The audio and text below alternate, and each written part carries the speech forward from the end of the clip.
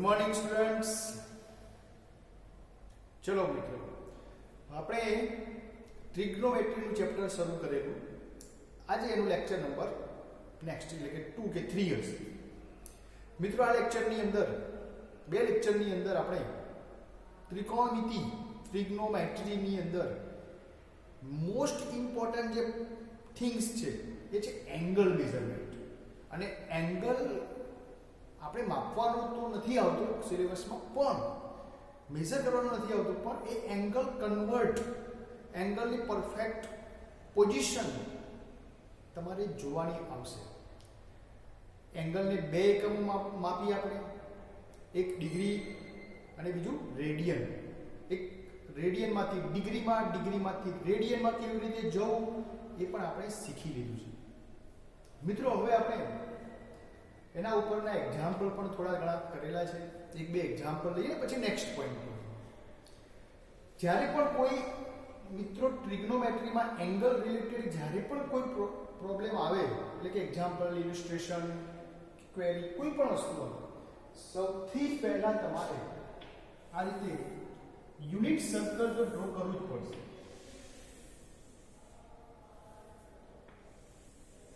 હવે unit circle આપણે draw કરીએ છીએ અને એની અંદર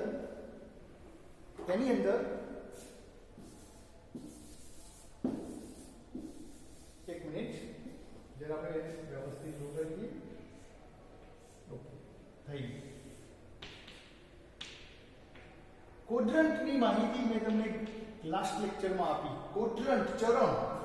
તો મિત્રો, આ પહેલું ચરણ છે, આ બીજું ક્વોડ્રન્ટ, થર્ડ, સોરી આ સેકન્ડ હતું, આ થર્ડ અને આ હું જરા આગળ ગયો. તો આ રીતે ચરણ પહેલું, બીજું, ત્રીજું ને ચોથું તમને ખબર છે. મિત્રો, એની સાથે સાથે તમને એ પણ ખબર છે કે આ પોઝિશનને 0 કહેવાય. ઘડિયાળના કાંટાની દિશામાં અને વિરુદ્ધ દિશામાં આપણે વિરુદ્ધ દિશામાં પ્લસ વેલ્યુ લઈશું અને ઘડિયાળના કાંટાની દિશામાં માઇનસ વેલ્યુ લઈશું. આમ આવશે તો માઇનસ, અહીંથી શરૂઆત કરવાની, હંમેશા સ્ટાર્ટિંગ અહીંથી કરવાનું. આમ જઈશું તો પ્લસ, આમ જઈશું તો માઇનસ, સ્ટાર્ટિંગ સેમ રહેશે. આમ ગયા તો અહીંયા થયું 90, આ ખૂણો 90 થાય છે ને, આ એંગલ, જેને આપણે રેડિયનમાં કહીશું π/2. અહીંયા આવે 180. મિત્રો ધ્યાન રાખજો, આ 180 એ રેખા ઉપરનો કોઈ બિંદુ નથી. 180 એ એંગલ છે, બરાબર? એટલે મગજમાં સમજી લેજો. લખીએ છીએ ભલે અહીંયા, it is not a part of the point of this line, it is angle. Okay, 180 જેને આપણે રેડિયનમાં કહીશું π. It is the angle starting from here to here, that is 270, જેને આપણે કહીશું 3π/2. અને અહીંયા ફરીથી પાછા આવીશું એટલે આપણને મળશે 2π. કારણ કે એક હાફ સર્કલ જેટલું આપણે જો રોટેશન કરીએ તો પાઈ થાય, તો બે હાફ સર્કલ થયા ને, પૂર્ણ સર્કલ થયું એક અહીંયાથી અને અહીંયાથી, તો 2 half circle. 1 half circle is equal to π, તો 2 હાફ સર્કલમાં એંગલ થશે 2π. મિત્રો, અહીંયા રોટેશન તમે કેટલા લગાવો છો એ પણ કાઉન્ટ કરવામાં આવે. એટલે એંગલ આપણો જે લાસ્ટ અહીંયા 2π એટલે 360 થશે, 360. હવે કોઈ એવું કહેશે હું ફરીથી અહીંયાથી અહીંયા જઉં છું, એક રાઉન્ડ મારીને પછી જઉં છું, તો મિત્રો અહીંયા 2π થી કાઉન્ટ કરવું પડે, પછી 0 કાઉન્ટ કરાય નહીં. તો અહીંથી આપણે જો સ્ટાર્ટ કરું, ફરીથી જોઈ લેજો, અહીંયાથી સ્ટાર્ટ કરું, આમ કરતા કરતા કરતા કરતા અહીંયા ફરીને પાછા આવે, અહીંયા રાઉન્ડ મારી એક રાઉન્ડ પૂરો કર્યો, એટલે આપણું હવે રોટેશન 2π થયું. હજુ અટકતો નથી, હું ચાલુ છું, તો ચાલીને પાછું અહીંયા આવી ગયું. તો મારું જે ટ્રાવેલિંગ છે એક સર્કલ પ્લસ π/2 થયું. એટલે આન્સર શું થશે? 360. તો મારું અહીંયા સુધી પ્લસ 90, અહીંયા એ જ રીતે અહીંયા આવતો 360 પ્લસ 180, અહીંયા આવતો 360 પ્લસ 270, અને અહીંયા આવતો 360 પ્લસ 360, એટલે ડબલ થઈ ગયું 360. એટલે આપણે એને કહીશું કેટલા થશે? ડબલ કરો, 0 720 720 અને એને આપણે લખીશું આ રીતે અને પાઈમાં લખેલું કેટલા થશે 4 પાઈ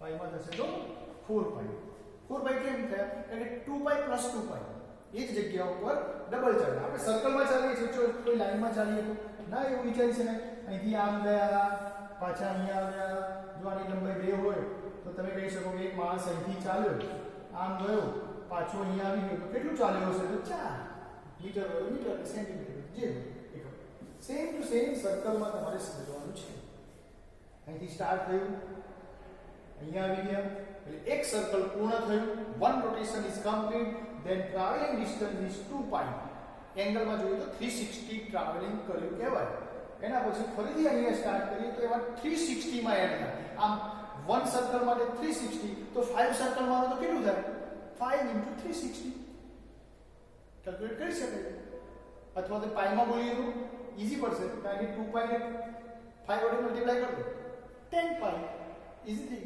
360 માં આપણે મલ્ટીપ્લિકેશન જાતે કરવું ના પડે કેલ્ક્યુલેટર યુઝ કરવો પડશે કે કાઉન્ટ કરવું પડશે પણ 2 પાઈ માં આપણે ડાયરેક્ટ ખબર પડશે કારણ કે 5 * 10 તો આ રીતે આપણે રોટેશન કોઈ પણ જગ્યાએ કરી શકીએ હવે તમને મારે એક ક્વેશ્ચન શીખવાનું છે કોઈ એંગલ આપેલો હોય તો કયા ક્વોડ્રન્ટમાં આવશે હવે એ એંગલ અત્યાર સુધી આપણે શું ભણતા હતા મિત્રો 0 થી 360 ના અંદરનો લેતા મેં તમને એક એક્ઝામ્પલ આપેલા આગળ કે ભાઈ 2 ડિગ્રી 200 ડિગ્રી 200 ડિગ્રી કયા ચરણમાં આવે હવે આપણે એક એક્ઝામ્પલ લીધું 200 ડિગ્રી કોઈ એંગલ હોય તો એનું ચરણ એટલે ક્વોડ્રન્ટ કયા ચરણમાં આવશે ક્વોડ્રન્ટ આપણું નથી લખતો તો પહેલા ચરણમાં આવશે બીજા ચરણમાં તો અહીંયા તમને ખબર પડે 80 પૂરું થાય 80 પછી 200 આવે અને 270 કરતા લેસ છે ઓછું between of 180 અને 270 માં અહીંયા કોઈ જગ્યાએ આવે તો ચરણ નંબર 3 તો અહીંયા આવશે 3rd પણ મિત્રો તમને કોઈ વાર એવો પ્રશ્ન પૂછાય કે જેની અંદર વેલ્યુ તમને ચેન્જ કરી આપણે 480 ચલો બોલો હવે સાહેબ તો 360 કરતા વધી ગયું it is the more than 360 તો how can we define which quadrant come situated this angle it is very easy when the angle degree of angle number is greater than 360 or less than 720 કે બોલે 3 degree અને 720 કરતા ઓછું if it is more than 720 then also we can define okay don't worry now we have start from this 360 તો જ્યારે આપણે આવો કોઈ એંગલનું ચરણ શોધવું હોય તો આપણી પાસે જે નંબર છે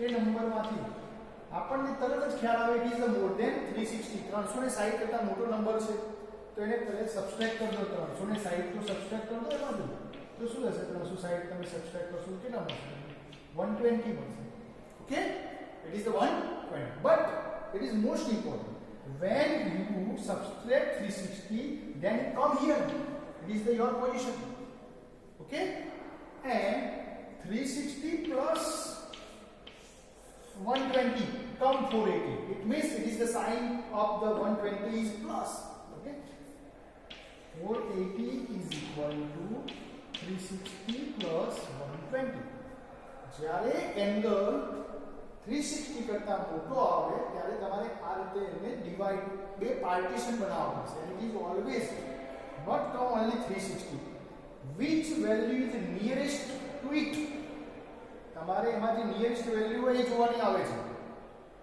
બરાબર તો અહીંયા 360 જેવું ધીમે ધીમે ઉદાહરણ કરી વધારે ખબર પડશે અત્યારે તમને વધારે સમજાવતું નથી પણ ખ્યાલ આવી જશે તો આને આપણે કન્વર્ટ કરી લીધા 360 પ્લસ 120 ઓકે એક મિનિટ ના ભૂલી બસ ઉપર જતું નહીં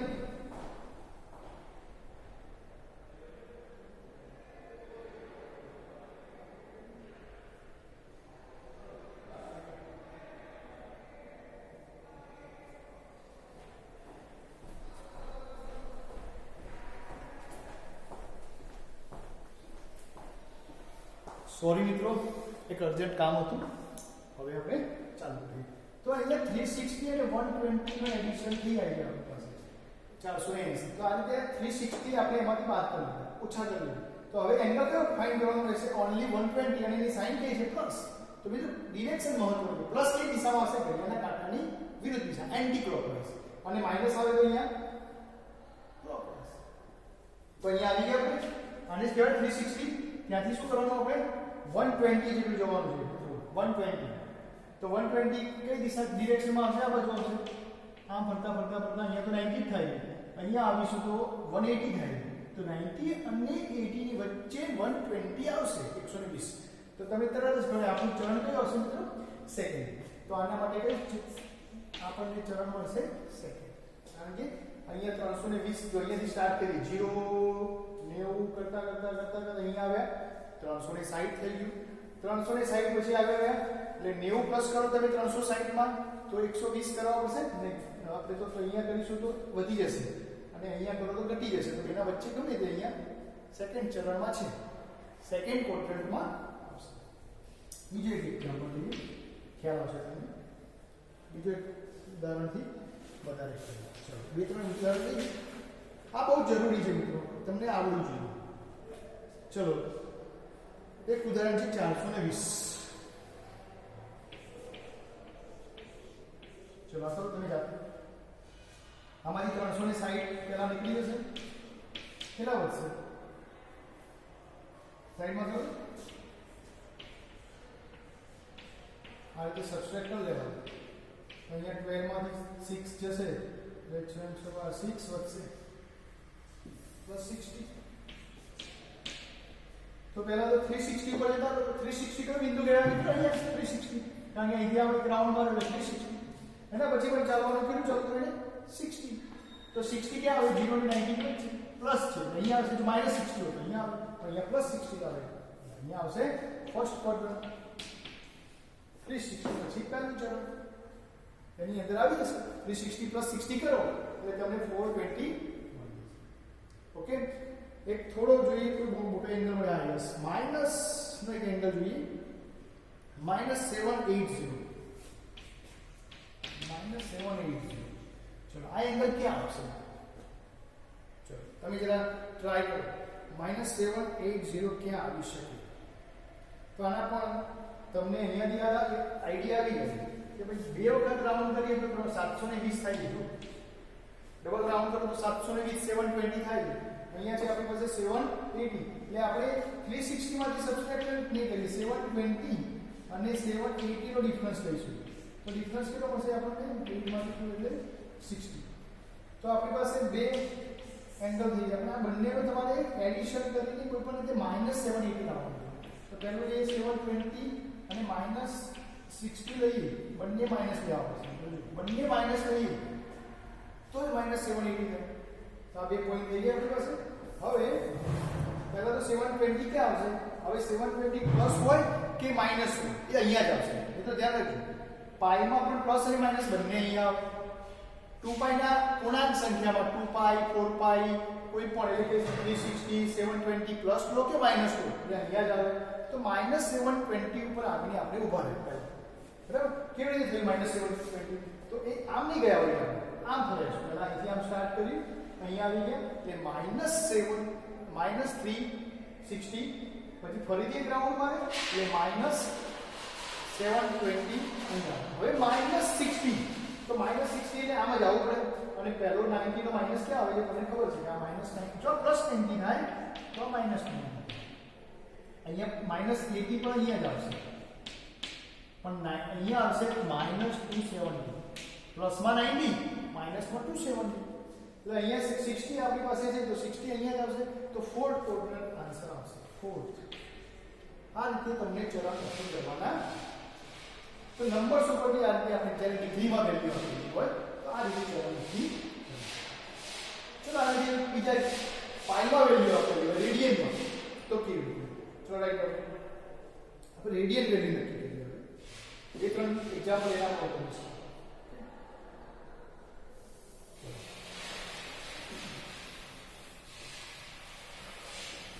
આપણે એંગલ લેવાનો છે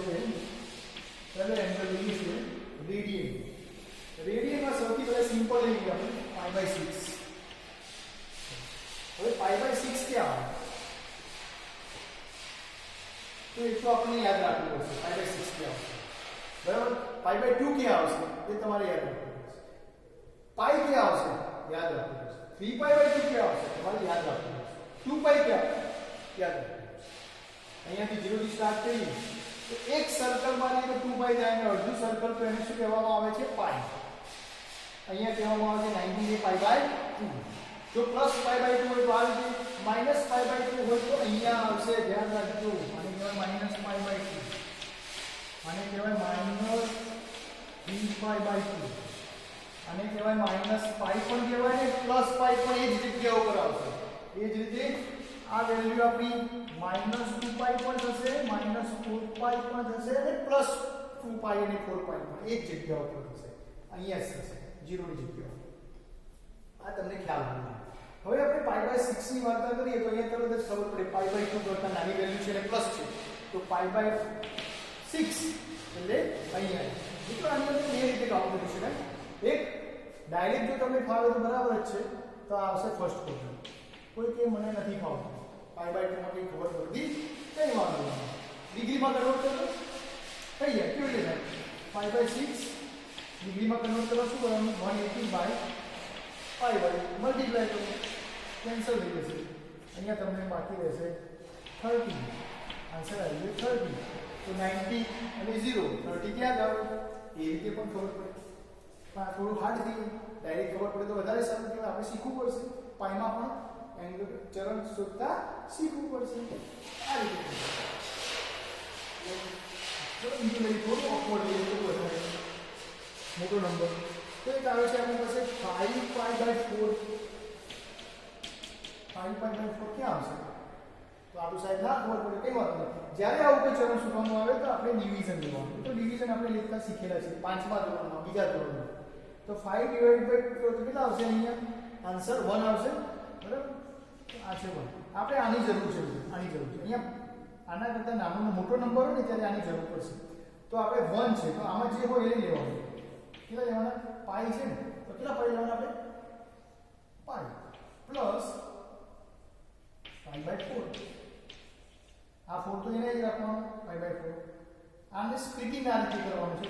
સ્પ્લિટિંગ કરતા શીખી ગયા તો બહુ જ ઈઝી થઈ જાય. શું કરવાનું પહેલા ડિવિઝન લઈ લો 5 ડિવિઝન 4 કેટલી અહીંયા આન્સર આવે છે 1 બરાબર. તો એમ મૂકી દેવાનો 5. અહીંયા 2π આવે હોત તો 2π ડિફરન્ટ જોવું પડે. અને પાછળ શું મૂકવાનું π/4. પાછળ તો નક્કી જ છે જે હોય આમાંથી π/4 જ લેવાનો નંબર લેવાનો. હવે ત્યારે આનું સોલ્યુશન આવે તો તમે આનું લો એલસીએમ લો અહીંયા 4 આવશે, અહીંયા થઈ જશે 4π + π. શું આન્સર આવી ગયું 5π/4. એટલે આપણે સ્પ્લિટિંગ જે કર્યું છે એ યોગ્ય જ છે, સાચું જ છે. હવે આને ધ્યાનમાં નહીં લેવાનું. આને ધ્યાનમાં લઈને તમે જરા ચરણમાં નક્કી કરો એકદમ ઈઝી થઈ. પાઈ ક્યાં છે મિત્રો પાઈ તો પાઈની જગ્યા છે એમાંથી તમારે શું કરવાનું છે +π/4 લેવાનું.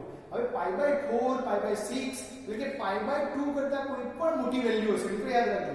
π/2 કરતા છેદમાં મોટી વેલ્યુ હશે π/3 π/4 π/8 π/9 π/10 π/ગમે તે નંબર.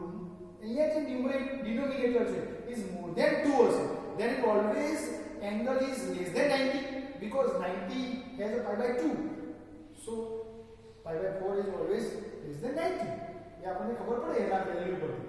તો આ વેલ્યુ 90 કરતા નાની છે તો કેટલું આગળ જવાનું છે પાઈ પછી કઈ દિશામાં તો ઘડિયાળના કાંટાની વિરુદ્ધ દિશામાં પ્લસ છે તો પ્લસ છે એટલે આપણે ઘડિયાળના કાંટાની વિરુદ્ધ દિશામાં 90 કરતા ઓછું તો 90 કરતા ઓછું 90 જઈએ તો અહીંયા આવી જઈશું 90 જઈશું અહીંયા થર્ડ ક્વોડ્રન્ટ આવશે મિત્રો. તો આની અંદર તમારે આન્સર આવશે ત્રીજું ચરણ કારણ કે અહીંયા સુધી બીજું ચરણ આવી ગયું એટલે +90 સુધી તો જવાનું નથી 90 કરતા ઓછુંમાં એટલે આ બંનેના વચ્ચે કયું ચરણ આવે થર્ડ ચરણ આવશે ત્રીજું ચરણ આવશે. તો આ રીતે તમે શોધી શકો છો. એક બીજું એક્ઝામ્પલ લઈએ તો વધારે સમજ પડે જોઈ લઈએ. બીજું એક એક્ઝામ્પલ છે તમારી પાસે જો એના જેવું છે 13π/6.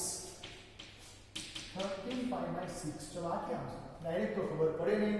પાછું ડિવિઝન લો 13/6 તો 2 આવશે ને કોઈ બીજા આપણે ગણતરી કેલ્ક્યુલેશનની કોઈ જરૂર નથી, મિત્રો યાદ રાખજો, ખાલી આની વેલ્યુની જરૂર છે. તો 2 આવશે, તો આપણે તરત જ આનું સ્પ્લિટિંગ કરવાનું 2π પ્લસ π/6.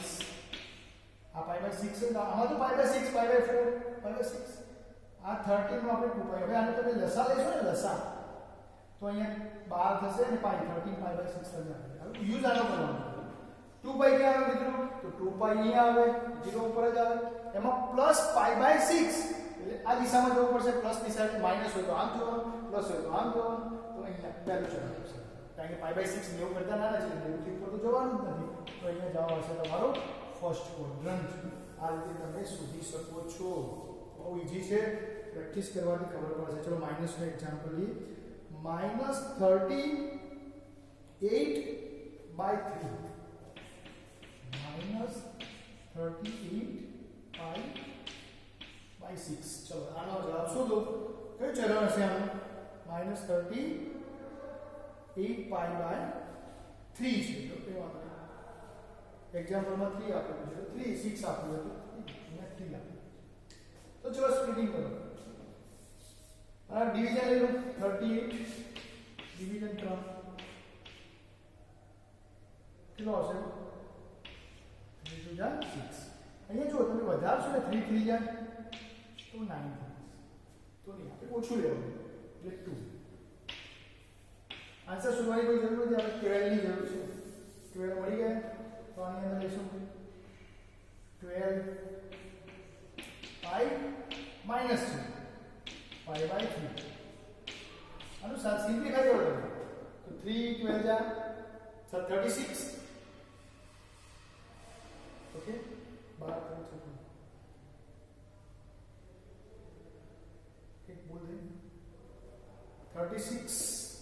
તો અહીંયા 2π આવશે, અહીંયા 2π ડાયરેક્ટ આન્સર ના મળે.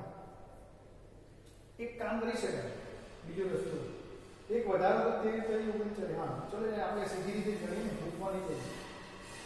38/3 કરો. જો આ રીતે સેટ ન થાય આપણો એક π/3 હોવું જોઈએ. પાછળનો ભાગ ક્વેશ્ચન એ જ રહેવું જોઈએ, આગળનો નંબર તમારે શોધવાનો. તો તમારે ડિવિઝન કરતી વખતે અહીંયા દાખલા તરીકે 12 માં સેટ ના થાય તો પછી એક વધારતો 13 કરજો. તો 13 મૂકો. થોડું સેટિંગ કરતા થોડું શરૂઆતમાં વાર લાગશે, આવડી જશે. ચલો હવે જો 13 થી 39, પછી આ શું કરવાનું? પ્લસ કરો તો પણ 38 થઈ જાય. બે રીતે એક્ઝામ્પલ લઈ શકાય. આપણે શું કર્યું? અહીંયા આને પ્લસ કરી દીધું તો આન્સર આપણો 38 મળી જશે. 13 થી 39 પ્લસ સબસ્ટ્રેક્ટ કરજો, આ માઈનસ રાખજો તો તમને આ રીતે જવાબ મળી શકે. ચલો -13 પાઈ કે આવે કોઈ પણ એકી સંખ્યા યાદ રાખજો. એકી એટલે ઓડ નંબર 1 3 5 આ બધા જ ઓડ નંબર જે ખરા 9 સુધીના એ બધા અહીંયા આવશે પાઈમાં. 1π 3π 5π પછી પ્લસ હોય કે માઈનસ અહીંયા જ આવશે. એ જ રીતે ઇવન નંબરની પાઈ 2π 6π 8π એ બધું અહીંયા આવે. આ મગજમાં રાખવાનું. તો અહીંયા માઈનસ પાઈ કોઈ પણ આવશે તો અહીંયા કેટલા આપણી પાસે 13 પાઈ છે તો તે અહીંયા આવે. પ્લસ કરવાનું કેટલી સંખ્યાનો આવી સામે તો આપણું ક્વોડ્રન્ટ આવશે થર્ડ ક્વોડ્રન્ટ. આની અંદર આન્સર આવશે થર્ડ ક્વોડ્રન્ટ. તો આ રીતે તમારે ક્વોડ્રન્ટ શોધતા શીખવાનું છે, બરાબર? પ્રેક્ટિસ કરજો. બુકમાં ઘણા બધા એક્ઝામ્પલ આપેલા છે, ધીમે ધીમે લગભગ આવી જશે. હવે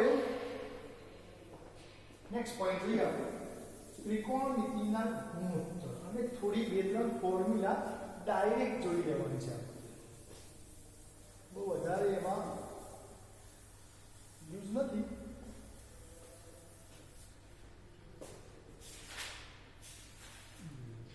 ટ્રિગ્નોમેટ્રિક રેશિયો જરા જોઈએ. તમે ધોરણ 10 માં શીખેલા છો. ટ્રિગ્નોમેટ્રી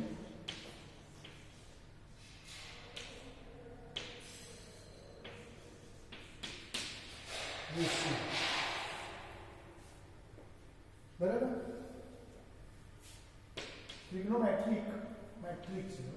ટ્રિગ્નોમેટ્રિક રેશિયોઝ એટલે કે ત્રિકોણમિતિના ગુણોત્તર. ગુણોત્તર એટલે ભાગાકાર બધા આવડે છે.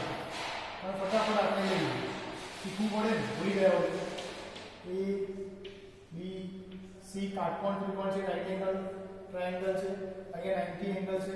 ઇટ ઇઝ ધ હાઇપો, જેને ગુજરાતીમાં કર્ણ કહેવાય મિત્રો. હાઇપો ને આ આપણો hypotenuse. It is the angle theta. આને આપણે થીટા એંગલ તરીકે કન્સિડર કરીએ બીકોઝ આપણે આ એંગલને વધારે કન્સિડર કરીએ. આને નથી કરવું, ચલો આને કરવું. પણ એક વસ્તુ યાદ રાખજો, આ એંગલ થીટા હોય તો આ એંગલ કેટલો થાય? તો કોમ્પ્લિમેન્ટરી એંગલ થાય, 90 - થીટા થાય. એ પણ તમને આવડવું જોઈએ. 90 - થીટા થાય, તમને ખબર હોય તો કોટી કોણ કોમ્પ્લિમેન્ટરી એંગલ આ થીટા થાય. પણ યુઝ નથી કરવો એટલે આપણે એનો જરૂર પડે. આ થીટાની સામેની બાજુ કહેવાય, આ ઓપોઝિટ સાઈડ કહેવાય, સામેની બાજુ. આ તમારી એડજસન્ટ સાઈડ કહેવાય, થીટાની પાસેની બાજુ. એડજસન્ટ એટલે પાસેની, ઓપોઝિટ સાઈડ. આટલું તમને ખબર છે. હવે તમારી પાસે ત્રિકોણમિતિના મેઇન જે રેશિયો છે, ફર્સ્ટ એ તમારે સમજવાનો છે. તને ઉલટી રીતે સમજાવીશ. કોઈ એક સાયન્ટિસ્ટે એવું જોયું કે થીટાની સામેની બાજુ અને કર્ણ બંનેનો રેશિયો લીધો. એટલે શું કહેવાય એને ઇંગ્લિશમાં? ઓપોઝિટ સાઈડ અને હાઇપો. આ કર્ણનો રેશિયો લીધો તો વેલ્યુ લખીએ તો AB/AC. આ બંનેનો ભાગાકાર કેવો થયો? તો આ બંનેનો ભાગાકાર, આ બંનેનો એક આનો અને આનો ભાગાકાર કરીએ એટલે કે રેશિયો લઈએ તો એ વેલ્યુ આ જે થીટા છે બરાબર, એ થીટા સેમ રાખીએ, થીટાને બદલીએ નહીં. પણ ટ્રાયેંગલ મોટો કરતા જઈએ. ટ્રાયેંગલને મોટો કરાય ને, આ બે નંબર આને ખેંચી તો એને જો તમે મોટો કરો, આ બંનેને ખેંચો, ટ્રાયેંગલ મોટો કરતા જાઓ તો ભાગાકાર ચેન્જ નહીં, વેલ્યુ ચેન્જ થશે. સામેની બાજુ બદલાશે, કર્ણની નંબર લાઈનની વેલ્યુ બદલાશે, પણ બંનેનો જે ભાગાકાર કરીને આન્સર આવે ને, આ આન્સર નહીં બદલાય. અને આન્સર કોના જેટલું હશે? તો એ આન્સરને તમારે શું નામ આપી દીધું? સાઈન થીટા જેટલું. કેટલું હશે? Sine theta. તો આ રીતે એનું નામ આપ્યું. ઉલટું છે, પણ આપણે પહેલા ઉલટું શીખીએ, સાઈન થીટા બરાબર. એવું નથી, પહેલા આ હતું એને નામ આપી દીધું સાઈન થીટા. ઓકે, ચલો આ રીતે હવે હું ઉલટું નહીં શીખવાડું, તમને ખ્યાલ જ છે. પછી એક બીજો રેશિયો લીધો જેમાં પાસેની બાજુ લીધી એટલે કે એડજસન્ટ અને કર્ણ લીધો, જેને આપણે કહીશું BC/AC. તો એ થઈ ગયું cos થીટા. એડજસન્ટ સાઈડ પાસેની બાજુ કર્ણ હાઇપો. ત્રીજી લીધી, ત્રીજીમાં કંઈ નવું નથી લીધું, આ બંનેનો ભાગાકાર, આ બંનેનો રેશિયો. તો કર્ણ કટ થઈ ગયું એટલે એમને એવું વિચાર્યું કે સામેની બાજુ આ બંને બાજુ પણ લેવી પડે તો tan થીટા નામ આપી દીધું. અને શું લીધું? tan theta. પાસેની બાજુ, સામેની બાજુ, પાસેની બાજુ એટલે થશે સામેની બાજુ થીટાની AB અને BC. પછી આ ત્રણ જે શોધ્યા એના બીજા ત્રણ વ્યસ્ત વિધેય શોધ્યા, બિલકુલ રેસિપ્રોકલ, એટલે ટોટલ 6 થઈ ગયા. મેઇન તો આટલા જ હતા, બે જ. આ પણ કેવી રીતે આવ્યો? આ બંનેનો ભાગાકાર કરે, વચ્ચે લાઈન લખો તો કર્ણ કટ થઈ જશે. જો સામે બાજુ બંને પાસે વચ્ચે રેશિયો લઈ લો તો આ બે કટ થઈ જાય, કર્ણ જાવ આવી ગઈ સામે બાજુ પાસે. અને આ સાઈન ભાગ્યા એટલે ફોર્મ્યુલા બની ગઈ. એ ફોર્મ્યુલા બની ગઈ સાથે સાથે tan theta is equal to sin theta upon cos theta. કે sin અને cos નો જો તમે રેશિયો લો તો એને કહેવાય tan theta. આ રીતે પણ યાદ લગાય, એક નવી ફોર્મ્યુલા બની ગઈ. હવે sin ને 1/sin કર્યું. શું કર્યું? 1/sin. હવે 1/sin ને બીજું નામ આપ્યું, લખવામાં થોડું ઓકવર્ડ લાગતું હોય તો એને કહ્યું cosec. cosec theta. તો આની વેલ્યુ શું થઈ જશે? ઉલટી થઈ જશે ને, કર્ણ ઉપર જતો રહેશે અને સામેની બાજુ પાછળ હશે એટલે BC/AB જે આના ઉપરથી આવ્યો છે. એ જ રીતે 1/cos લીધું, એને બીજું નામ આપી દીધું sec થીટા. તેમાં પણ ઉલટું થઈ ગયું, કર્ણ ઉપર ગયો, પાસેની બાજુ નીચે આવી ગયું એટલે થઈ ગયું AC/BC. એ જ રીતે tan થીટાનું પણ ઓપોઝિટ લઈ લીધું, 1/tan થીટા. એને નામ આપી દીધું cot થીટા. cot એમાં ઉલટું થઈ ગયું, પાસેની બાજુ ઉપર, સામેની બાજુ નીચે એટલે કે વેલ્યુ થઈ ગઈ BC/AB. બહુ જ ઈઝી છે, આટલું યાદ રાખવું, બરાબર?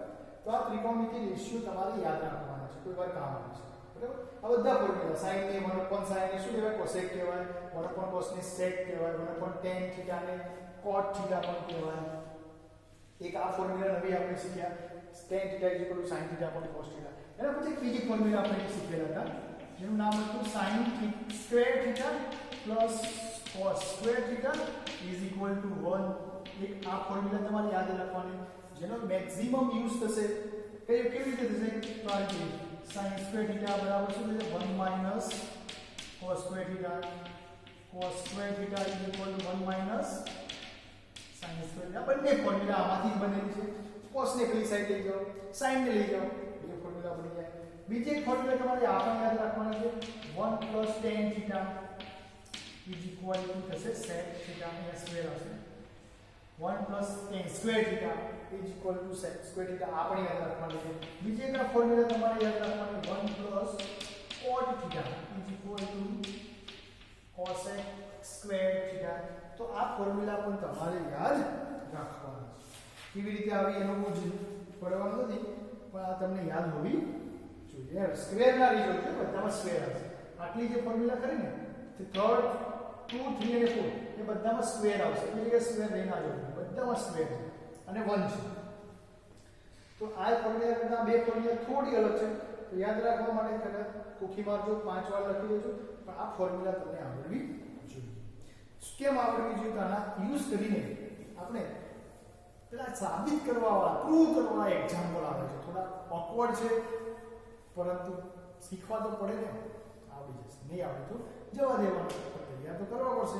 ઓકે, ચલો ફોર્મ્યુલા નોટ ડાઉન કરો.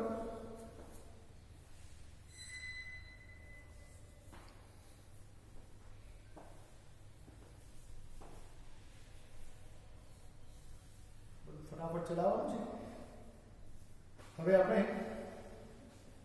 એક એક્ઝામ્પલ લઈએ સાબિત કરવાનું. બહુ સિમ્પલ એક્ઝામ્પલ છે.